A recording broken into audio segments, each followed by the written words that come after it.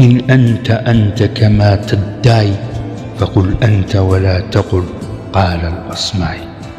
فشيم الكبار أن أنا الذي لا هو الذي وأنت من التباع. وإن كنت تحسب أنك كالذهب فاعلم أني سأصنع منك خاتما لإصبعي. سأظل أنا أكتب الحرف دوما، وستظل أنت حيث حرفي المتصكع. قلت أني مغرور، وما هذا إلا كبرياء، وكبريائي أبدا لن يحجب تواضعي.